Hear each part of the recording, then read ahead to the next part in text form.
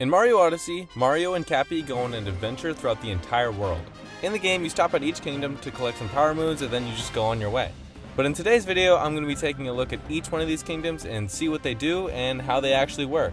For this video, I'm going to be ignoring the enemies because they aren't really residents of the kingdoms, they're more just like pests. I'm also going to be looking at these kingdoms after World Peace is made because it's easier to see how they would be working under like normal circumstances. So anyway, let's get this started. Our first destination is one of the smaller kingdoms in the game, and since it's so small, there isn't much that I can say. There's some gardens and streams and even a small pond with this big looking Lapras dude called, Whoa, Dory, nice name, and whoa, you've been in a lot of games. Okay, anyway, I should mention that the crazy cap shop doesn't count for anything because it's in like every single kingdom. Of course, you can't talk about Mushroom Kingdom without mentioning the castle. On the inside, it's just a bunch of toads talking about Peach, but if she were here, this is where she would rule the place from. Outside, you can see all the lands that she rules from, but you can't actually go to them. Since I don't really know what goes on out there, I'll just say Mushroom Kingdom is just a castle where Peach resides and rules over her people. And the toads there just hang out and help her out a little bit. Oh, I almost forgot, Yoshi lives here too. This Foggy Kingdom is where they make all the Odysseys, and I know that because, well, look at this thing, and then look at the stuff in the sky. Other than that, frankly, there isn't much to say. There's just a bunch of top hats, and they're just kind of chilling, I guess. While there isn't much going on in Cap Kingdom, there's even less here. There really aren't any residents here except for the chain chomps and the dinosaurs, so it's safe to say this place doesn't really do anything. Right when you land in Sand Kingdom, the first thing you see is the cute little town of Tostarena. This place is full of life with all its bright colors and the people from all around the world. It seems like this little town just runs off tourism, and I can see why you'd want to come here. Out in the desert, there are a bunch of ruins that are probably another thing people come all the way over here to see. Also, yeah, there's this giant floating pyramid. This magical pyramid is probably another big draw for tourism because of its like mysterious origins. So yeah, Sand Kingdom seems like a very tourist-driven location that's just thriving off of all the wonders that are here. Wooded is up next, and I'm just happy this one's up because I can play the music from this place. The residents of Wooded Kingdom are these mechanical watering can things, and they're a perfect reflection of what this kingdom is. Wooded is filled with metal and machines, but at the same time it's overgrown with flowers and ivy. The only job these little robots have is to grow flowers, and all they need to do that is a little recharge at this station up here. So Wooded Kingdom will just be perpetually growing flowers until like the end of time. And yeah, that's pretty much all Wooded does. Lake Kingdom is wait, look, it's this guy again. Anyway, Lake Kingdom is home to these mermaids, and they have their own little city underwater. Even though there's this magical water down here, it's not a big part of what Lake Kingdom actually is. These mermaids love to make clothing, and it's what this kingdom's actually known for. When playing the story of the game, you actually find out the prized possession of this kingdom is actually a dress, so yeah, it's safe to say this kingdom is full of tailors. Yeah, it's just clouds.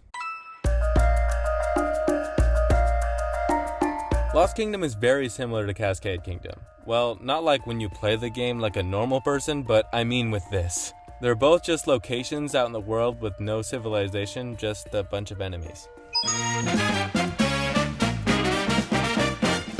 Now we have Metro Kingdom, and this is the first place that comes to mind when I think of this game. This place is absolutely massive with all of its huge skyscrapers. New Donk City is obviously based off New York City, and similar names isn't the only thing they have in common. They're both full of advertisements and businessmen. I'm sure that there's a bunch of businesses in these skyscrapers, so I think it's pretty safe to say that Metro Kingdom is just a large city. And I'm also pretty sure that it would work like a big city in real life, so that's what Metro does. Now I know from the story of this game that this place has a bunch of sparkling water or something, but to be honest, to me, this is just a nice beach resort. There's a bunch of people from all over the world visiting here, and I mean, there's even a beach volleyball court. So yeah, it's pretty safe to say this is like the Cabo of the Mario world. Snow Kingdom just looks like an icy wasteland when you first get here. But if you go to the center of the kingdom, you can find that under the frozen desert, there's this whole city called Shiveria. This little town is full of these round seal-looking guys, and they're really cute. Their favorite thing in the world is racing, and with how they're shaped, they can roll and race around this track that's in the back of the town. People travel from all around the world to watch these races, and, well, that's pretty much all this place has to offer.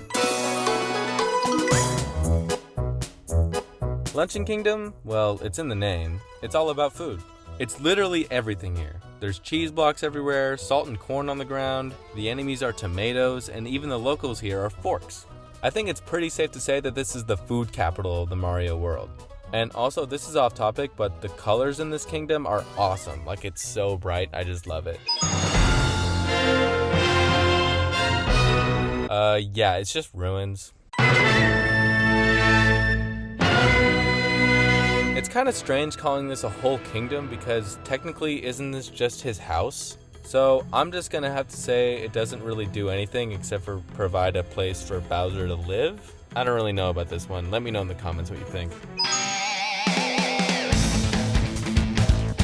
Lastly, we have Moon Kingdom, and well, this place doesn't seem to have any type of species that actually is from here as far as I can tell. The one thing that separates Moon Kingdom from a barren wasteland is the chapel.